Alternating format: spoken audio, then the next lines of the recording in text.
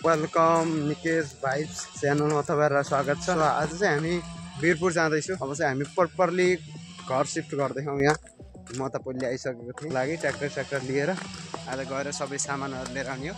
मौवाबारीमा नयाँ घर यहाँ बन्दैछ। मौवाबारीमा एउटा घर बन्ने भयो। यता भाइ बहिनीहरूले मौवा टिप्दैछन्। कति टिप्यो मौवा? कति टिप्यो? थोरै झरे होइन। यो घर साइनाले बा भन्नेको पर्छ। गाउँघरमा बसेपछि खेती किसानी त गर्नै पर्छ। साथमा यहाँ भने ब्रोइलर माछा बिजनेसको लागि ट्र्याक्टर पनि रहेछ।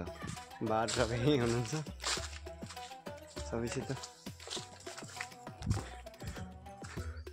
मौवा ओके कहाँ यार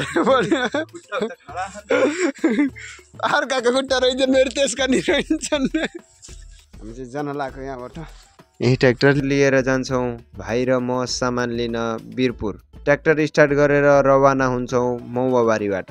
जङ्गलको बाटो मौवा लिएर आउँदै थिए। जङ्गलतिर काठ लिनको लागि ट्र्याक्टर जाँदै थियो। अफरोडमा मेरो हालत भन्न नसक्ने भएको थियो। राम लक्ष्मण तालको नजिकै बोरिङ गर्दै रहेछ। अझै पनि गाउँतिर भने बोरपिपलका रुखहरू देख्न पाइन्छ। केही दिन अगाडि भने पानी परेको थियो र खाल्टामा पानी जम्मा भएका कारणले हामीलाई जान असजिलो हुन्छ। तराई क्षेत्र भएकाले यहाँ भने भैँसीलाई जङ्गलतिर चराउनका लागि छोडिदिएका थिए। खोलाको तिरैतिर हुँदै पुल छेउबाट जङ्गलको बाटो जाँदै थियौँ। केही माथि भने खोलाको रेतो जम्मा गरेका थिए र बाटोको साइडमा कुलो र बाटामा होम पाइप राख्ने भएकाले बाटो बन्द थियो। खेतको बाटो हुँदै निस्क्यौँ। बच्चाहरू पछि लाग्दै गर्दा बचपनको याद आएको थियो। यता भने मासु मासु भन्दै घर पुग्यो। घर पुग्दा केही सामान बाहिर त छिमेकी दाइ भाउजू साथीहरू आएर सामान मिलाइदिँदै हुनुहुन्थ्यो। सबै मिलेर सामानलाई ट्र्याक्टरमा लोड गर्यौं। सबै कोठालाई राम्रोसँग निहालेर हामी यहाँबाट